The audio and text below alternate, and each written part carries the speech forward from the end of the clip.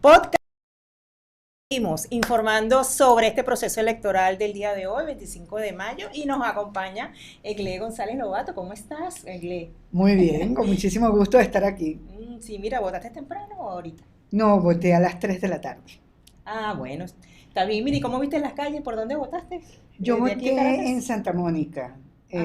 y mira, vi gente en la calle, por lo menos en la calle había gente. El centro, acuérdate que el voto es muy rápido, entonces quería ver cómo estaba, había gente, pero no tanta afluencia, pero era una hora en que ya se podía haber votado, Sí, ¿no? realmente hoy como un día domingo tradicional. Y sí, Sí, efectivamente el voto es bastante largo, más es lo que uno tarda en llegar, estacionar, sí. que en votar como tal.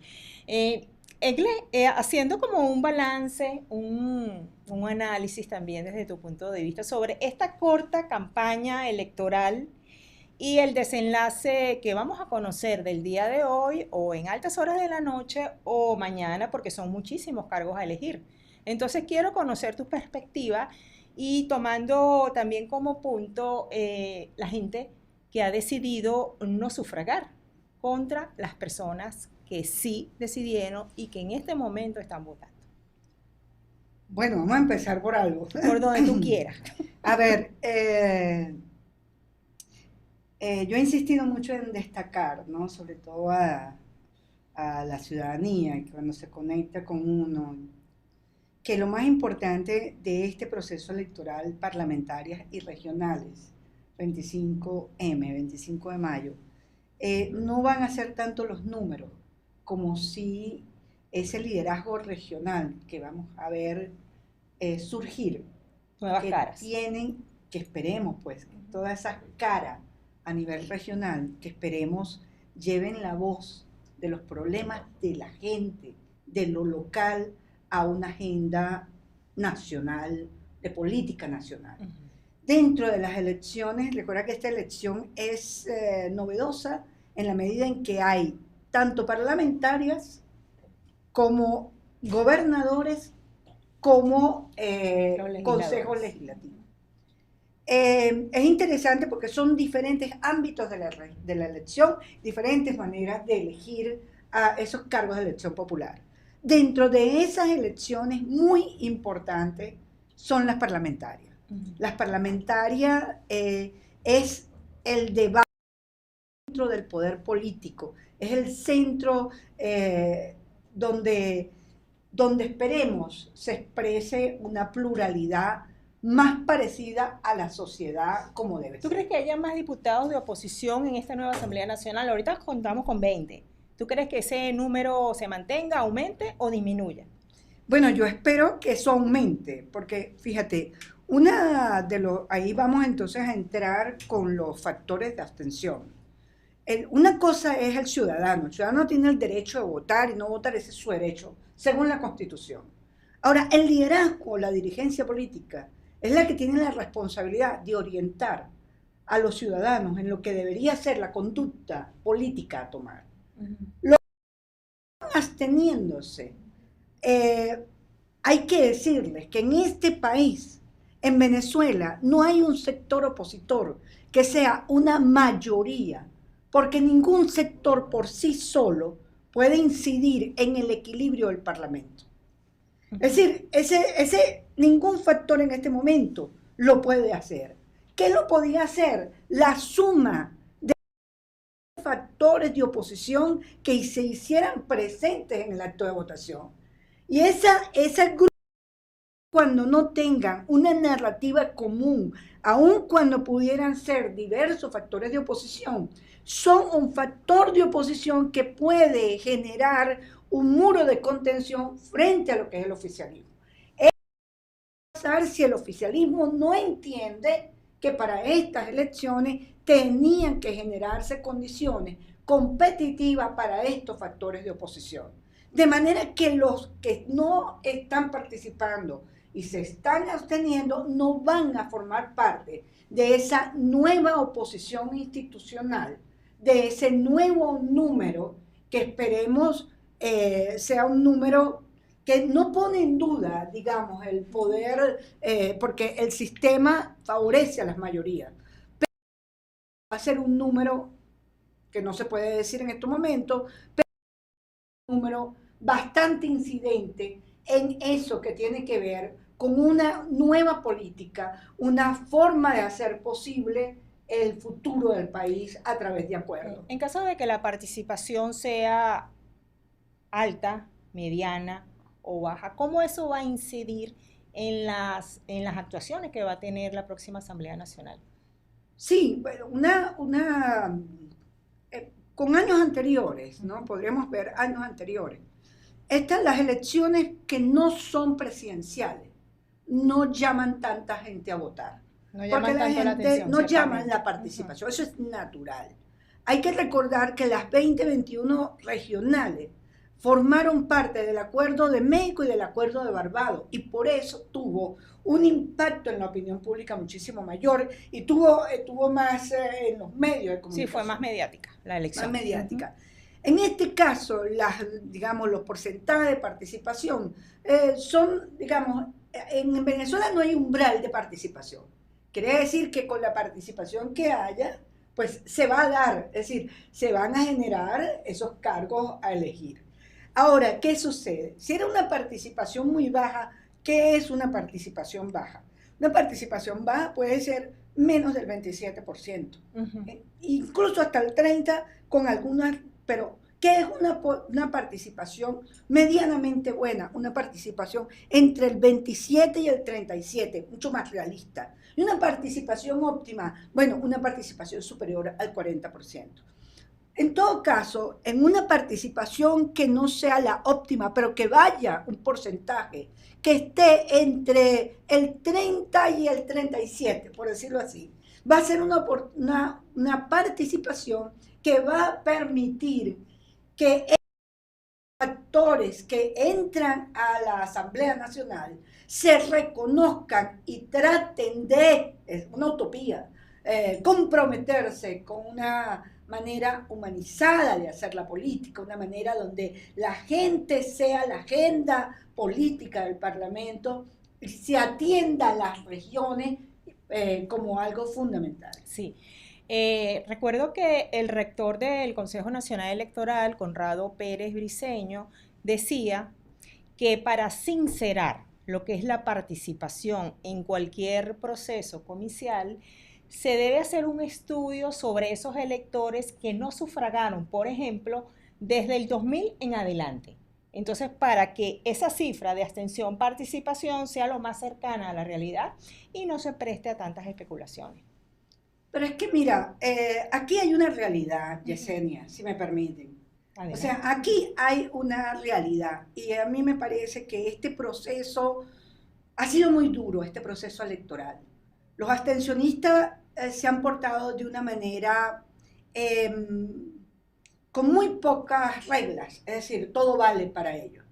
No solamente llamaron a no participar, sino que emprendieron una campaña de destrucción contra cualquier sector contrario al gobierno que quisiera participar. Para el sector oficialista ni aparece. Ese es un problema que ha tenido la oposición siempre, que hay un sector de la oposición que se niega a reconocer al oficialismo. Y esto pretende darle la misma medicina de ácido a aquellos factores que no se plegaron a esa orden de sí, no, porque sí, que es una cosa absolutamente ridícula. Hoy sí, mañana no, después no, sí. Sí, cuando es sí, pero por favor de la vida, o sea, ¿esto qué es? ¿Una oposición matiné? O sea, ¿qué infantilería es esta? Yo voy a votar, y yo quiero que el Parlamento se aborde, además está en Parlamento, que el Parlamento sea un espacio de debate, que sea un espacio de debate incluso para los que no están siendo diputados, que llamen a los sectores diferentes y y sobre todo también país. que representen a todos los venezolanos que están fuera del país. Claro, que se den entonces, esos debates. cuando te dicen la abstención en estos términos tan destructivos, tú dices, bueno, pero ¿qué política? Que sean ellos entonces los que mañana le digan qué fue lo que ganaron el país, ojalá sea los venezolanos que ganaron. O sea, tú pierdes un juego porque no va. Oye, gané, ¿qué ganaste? Más o menos, ¿qué ganaste? Bueno, Porque lo que yo sí te voy a decir es que con el número de participación que haya de los distintos sectores del país, sean del oficialismo y sean de la oposición, porque hay algo, como retomo lo que dije un momento, si se me permite, quienes iban hoy a votar apuestan por un país que no tiene que ahorcarse primero en su economía, que no está de acuerdo con las sanciones, que no quiere que se vaya Chevron del país, que no quiere que se persigan a los migrantes, que no quiere que se manden a los venezolanos a la cárcel de El Salvador. Entonces, quienes fueron hoy, toman distancia con una oposición que está más al servicio de un país extranjero que al servicio del país Venezuela, que es su patria. Eso que estás diciendo lo estás vinculando o lo estás relacionando con esa rueda de prensa que ofrecieron ayer los venezolanos que estaban refugiados en la Embajada de Argentina. Bueno, tú me pones en situaciones... No, para nada. A ver, mira, yo después de allí, un poco vamos a reírnos, porque es que a mí me generaba un poco de risa, porque yo veía una gente que estaba regañando a uno y no entendía por qué, ¿no? Entonces, además, tú estás en un asilo, estás en un país, estás en Estados Unidos, tú le estás diciendo al presidente Trump qué es lo que tiene que hacer con las empresas petroleras, y les dice que si reconocen y que si la licencia se mantiene. Dios mío, estamos hablando del petróleo venezolano, chicos. Y tú estás diciendo en otro país que si Chevron se mantiene, es tan criminal como el gobierno venezolano. Tú sientes en ese momento, mira, yo no estoy hablando bien de Maduro. Ustedes, ¿entiendes? Sí, no puede ser que tú digas en un país extranjero que Chevron forma parte de una organización criminal, teniendo un asilo. Bueno, pero ¿qué es eso más o menos? ¿Dónde están los límites de la cordura? ¿Dónde están los límites de la antipolítica? Entonces yo te proponía ayer que yo en el doctorado en ciencia política está abierta una materia electiva que se va a llamar vanidad como método de la antipolítica, donde se estudia la vanidad, la arrogancia, ¿no? Para entender ese liderazgo vacío y cómo el ego, el rol del ego, pudo influenciar en una transición fallida como la que tuvimos. Sí, yo le decía al invitado anterior, a Enrique Ochoa, que hay un sector que de una u otra manera tiene un poder para contactar con la emoción de muchos venezolanos para que hagan lo que yo digo y no apelen a lo que es el razonamiento, el discernimiento, porque mal que bien, o más bien que mal, si no hay participación, si lo que priva es la abstención, ¿cuál es el siguiente paso? Porque si se participa, bueno, podríamos tener una Asamblea Nacional plural donde estén representados los diferentes factores políticos del país. Pero si no gana la participación, quedamos como estancados, quedamos limitados. Y de aquí a subir, a mejorar, dista mucho lo que es todas las soluciones para el país. Es que la única manera que los sectores opositores e incluso los sectores del oficialismo conecten nuevamente con la sociedad es acumulando fuerza. Para el gobierno, para el oficialismo, toda elección regional es una conquista territorial. Para la oposición, y esta vez no es diferente, significa el control político de la dirección de la oposición. Entonces, quienes monopolizaron la dirección en el 28 de julio pretenden imponerse a toda una sociedad que votó de la manera que quiso en esas presidenciales y que ahora está dispuesta a seguir acumulando fuerza para, repito, construir el país posible.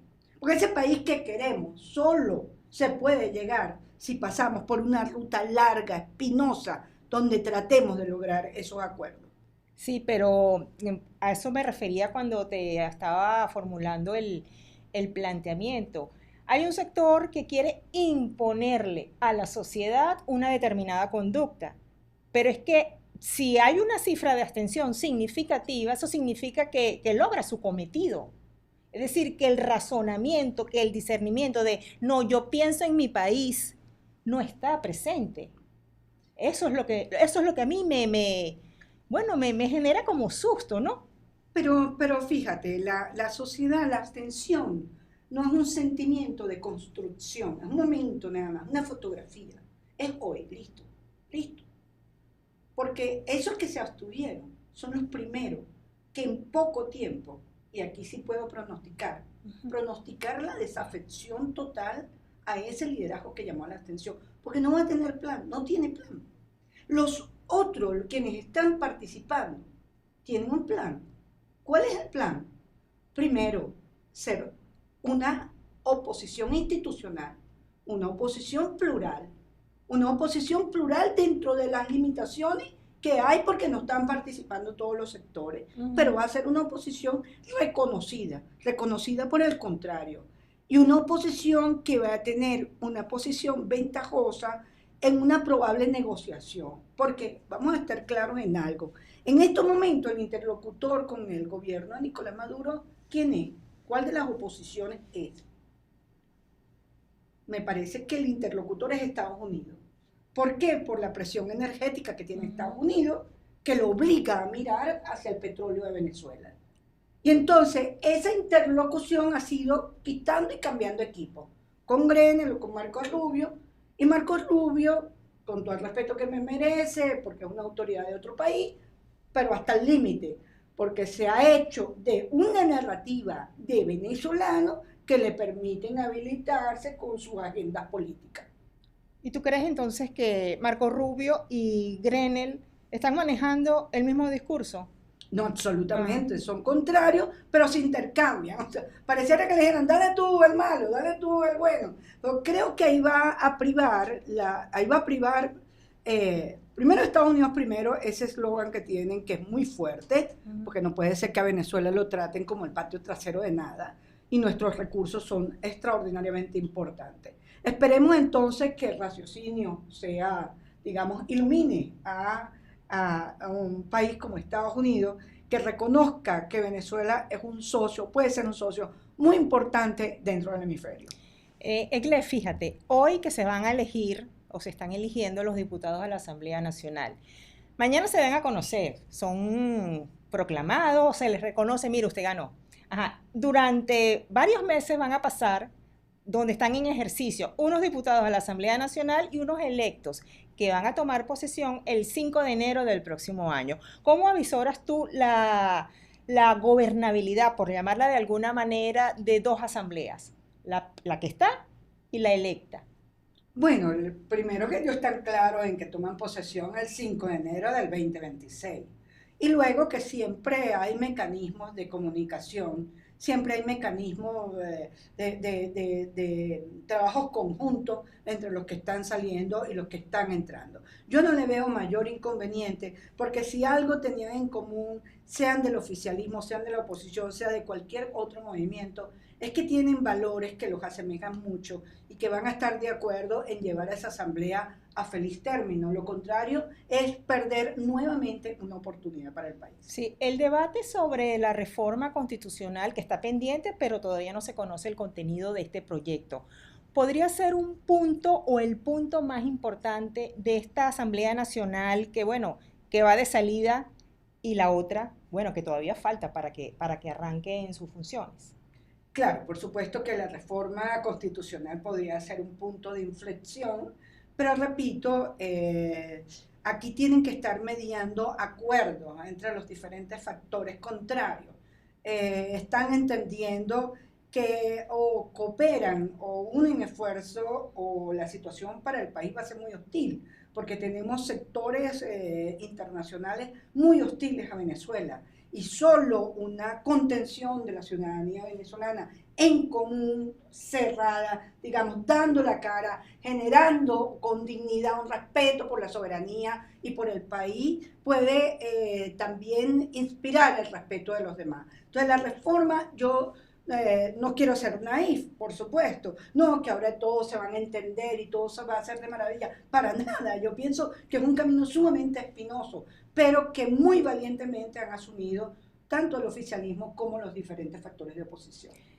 En los últimos días de este proceso electoral, en lo que concierne a la campaña electoral, se dio a conocer la eliminación del código QR. Tú eres consultora electoral, has trabajado en el poder electoral. Entonces, ¿cuáles son las implicaciones de esta medida y los alcances que pudiera tener a la hora de que se hagan los escrutinios y se presenten las actas? Bueno, ahí podríamos decir que faltó un poco de comunicación y de transparencia por parte del Consejo Nacional Electoral en explicar con mayor claridad a toda la población que el QR no es una condición, no es una garantía electoral propiamente. El QR era para generar mayor rapidez al momento del conteo y de la totalización, que dificulta un poquito más las cosas, ¿no? Desde el punto de vista técnico, que otros lo saben explicar mejor que yo, vale decir. Pero, sin embargo, en el 2020 se utilizó el QR. Se llamó la abstención, se boicoteó la elección. ¿Por qué? Porque no dijeron, no, hay QR, vamos a participar. Entonces hay mucha falta de irresponsabilidad y irresponsabilidad en este caso, al tomar decisiones. Y por otra parte, tú veías a los abstencionistas más preocupados por las condiciones electorales que los que iban a participar. Es decir, entonces era el QR como buscando, como tratando de verificar su propia hipótesis. Como nadie va a votar, tú tampoco votes. Y como no está el QR, tú tampoco votes. Pero bueno, ¿y qué te digo a ti que el QR era sin el QR no se podía generar unos resultados fidedignos? No es así. Yo repito, yo no soy ninguna tonta que llegue hoy a los temas electorales, pero sí me doy cuenta de una manipulación mediática y de una irresponsabilidad absoluta de muchos medios. Entonces fue insuficiente lo que es, lo que ha sido y lo que está haciendo en este momento la campaña informativa del Consejo Nacional Electoral. Bueno, tal vez, es decir, hay que decir, bueno, ¿qué pasa si hubiesen dado mayor información? Este es un proceso electoral en donde los ciudadanos, yo le he tenido la información, digamos, yo cuando he pedido me la han dado, pero evidentemente que la sociedad hubiese estado más informada si hubiese habido mayor transparencia en todos esos detalles que son realmente tan importantes para el ciudadano. Mira, hoy cuando fue a votar, estuve con mi hijo, y la presidenta de la mesa electoral me dice, este es el segundo joven que viene a votar.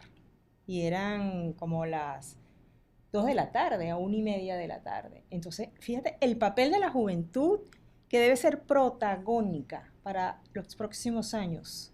Están, pero lo que se llama apáticos con una elección, incluyendo el hecho de que muchos no conocían, y mucha gente que no es joven también, que hoy estaban realizando elecciones. Entonces, la juventud, ese llamado a la juventud que tenemos que hacer, porque ellos son los que van a levantar, ellos son los que nos van a suceder a nosotros. Entonces, ¿cómo voltear la tortilla y que ellos conecten con lo que está ocurriendo aquí en el país? Es una mora que tiene el Consejo Nacional Electoral con los jóvenes, una mora. Y eso se ha criticado y se ha dicho. Hay que hacer, o sea, una mora en el sentido en que hay una inscripción en el registro todo el tiempo. Sí, todo el mundo lo deja para el momento de la elección. Y entonces, ¿qué hace el Consejo? Bueno, de repente tiene otros asuntos y no le parece muy importante poner centros amigables. Si no me lo ponga a 2 horas porque no voy a ir. Entonces, la juventud tiene que estar en el registro electoral. Tiene que haber un operativo. ¿Y qué tal si luego de esta elección, que no estemos en un proceso electoral, animáramos desde las regiones, de las diferentes regiones, un operativo para que se inscriban los jóvenes? Vamos a hacerlo, Yesenia. Sí, pero fíjate, tú hablaste de una mora del CNE, sí, pero también yo no veo tampoco mucho movimiento por parte de los partidos políticos para que hagan campaña, para jóvenes, ustedes van y se inscriben. Eso bueno, bueno, ya esa es una observación tuya. Sí, es una observación mía. Bueno, sí, yo creo que, o sea, los jóvenes, mira, cuando tú ves el registro electoral de cualquier país de América Latina, los jóvenes casi que representan, por ejemplo en Honduras, el 50% del registro electoral. El 50% quiere decir que pueden mover la balanza electoral, que sea o sí o no, o que sea este candidato u otro. Entonces, eso es un temor enorme, porque la juventud es muy poderosa al momento de impactar en un proceso de votación. Sin embargo, lo importante es, y yo creo que hay que generarlo, ese compromiso cívico con los muchachos. Yo me Con acuerdo los que jóvenes. cuando cumplí 18 años, lo primero que hice fue inscribirme en el registro electoral. Y yo creo que eso sí acabó. Eso ya ningún joven que llega a esa edad lo hace. Bueno, pero por ejemplo, fíjate, podrían haber incentivos de parte de la institución electoral, generar incentivos. Por ejemplo, bueno, mira, no sé, se te va algo que genere ese interés por esas actividades cívicas más que actividades políticas. Mire, Gle, yo voy a recoger una pregunta que hacen muchas personas. Ese sistema de los diputados es muy enredado. Yo no lo entiendo. Que si diputado lista, que si diputado por nombre y apellido, que cómo se sacan. O sea, entonces, usted que es la maestra, usted diga, para ir cómo es el conteo. Dame acá que tú vas a sacar mi cuaderno. Porque es enredado. A ver, me lo sé, pero vamos a ponerlo acá.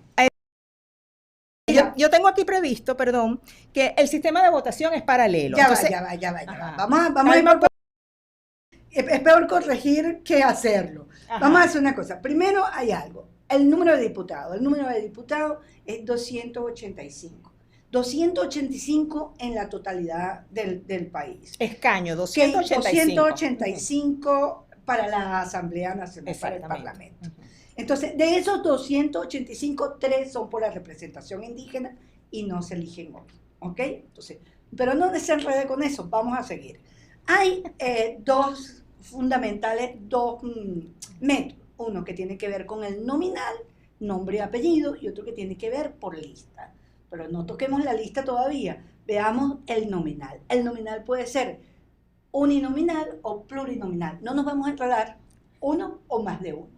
El nominal tiene un 58% de, para ver cuánto es. Los uninominales, ¿te estás refiriendo? No, los nominales. Los nominales, los nominales tienen el 48% y los listas tienen el 52%. Esto coincide 52% de 285 y 42% de... pero ese porcentaje traducido en números. Entonces son 149 escaños por la representación proporcional, que son las listas, y 133 diputados por la votación son por nombre 133 y apellido. por nombre y apellido. Y a los otros distínguelo así. 99 listas regionales, que son 24 listas regionales, más 50 que es la lista nacional. Entonces es muy sencillo, 285, entonces el porcentaje mayor lo tienen los de la lista, que son 52%, y esa lista tiene que ser una lista regional y una lista nacional que va desde el 2020 que se creó esta lista nacional, que es un número cerrado, son 50 y 99 diputados por vía de las listas regionales. En el caso de nominal son el 48%, que equivale a 133 diputados. Una lista nacional, ¿cuántos eslabones tiene? ¿Cuántos pisos? O sea, yo estoy en el puesto 1, 2, 3, 4... ¿Cuántos llegan, la verdad? No sé cuántos, pero sé cuántos quedan, muy poco, porque tiene que ver con que puedan sacar. Entonces son poco lo que salen de la lista. Claro, pero es más fácil que una persona salga por lista que por nombre y apellido. La verdad que no te sabría decir cuál es la dificultad. Nos hace falta aquí Bruno Gallo para que nos diga exactamente cuál es. Sí sacan números, ¿no? Digamos, eso los partidos políticos lo saben bastante bien, porque ellos calculan cuál es la probabilidad de que esa persona pueda llegar, pasar claro, al Parlamento. En todo caso, son diferentes métodos, no es fácil, sobre todo porque las regionales son diferentes listas.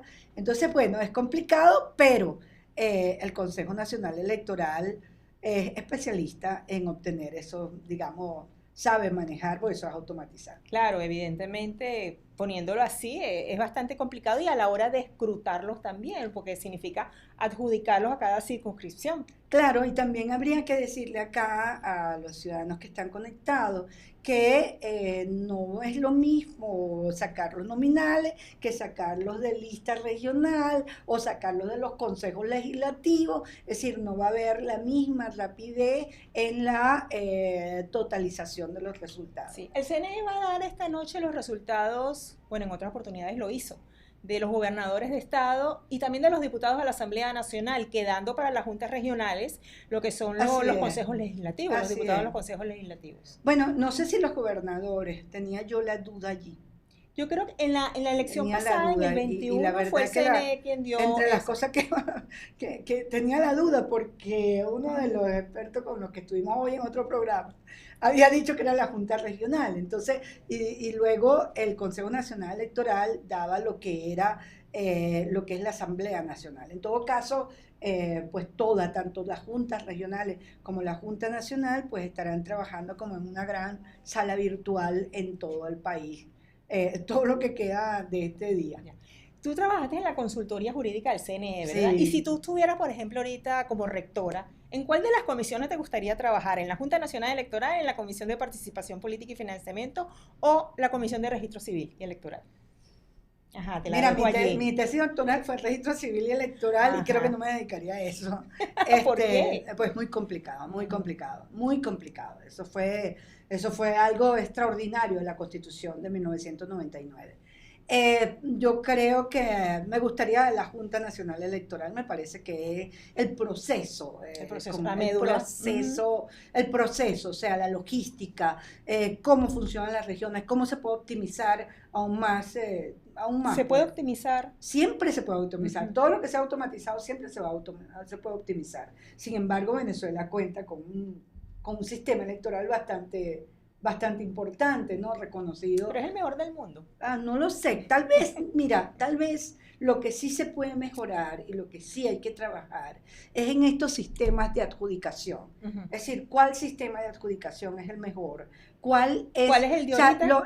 Lo de ahorita, lo que nosotros tenemos, un poco, es decir, el problema que tenemos nosotros es que apoya la representación, las mayorías. Entonces tú sacas un 48% y resulta que te llevas la totalidad de los cargos. Entonces la idea es que si tú sacas un 48%, ese 48% se refleje en los cargos que tú vas a tener. Entonces este es un sistema que hemos venido arrastrando, que es un sistema que apoya a los partidos mayoritarios contra las minorías. Y en este momento esa situación muy bien pudiera ajustarse, pero ahí tiene que haber un acuerdo político y me ofrece ese tipo de sistema, de ofrecer cuál puede ser un buen sistema, mucho más amigable.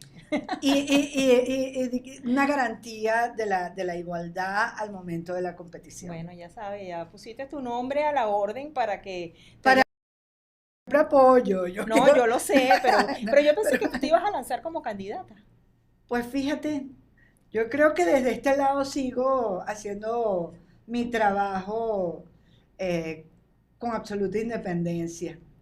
Bueno, puedes brindar asesoría a quienes lleguen a los diferentes cargos, ¿no? Y una cosa sí tengo muy clara, sea el partido que sea de oposición, sea del oficialismo, tiene que tener claro lo que es el principio de la soberanía del país.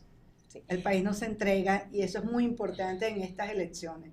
Nosotros tenemos que apostar por un parlamento que haga frente a estas pretensiones de países sobre los recursos venezolanos. Sí, mira, Iglesias, se nos está acabando el espacio aquí en el podcast. Son las 5 de la tarde y 24 minutos, ¿verdad? Entonces, la votación como tal está pautada el cierre para las 6 de la tarde, ya quedaría media hora, un poco más de media hora. Y en muchos casos la Junta Nacional Electoral decide si prorroga el cierre de la jornada. Yo quiero un mensaje tuyo para las personas que están en sus casas todavía y que todavía tienen ese dilema, ¿voy? No voy, como deshojando una margarita. ¿Qué le dices tú a este momento cuando falta poco?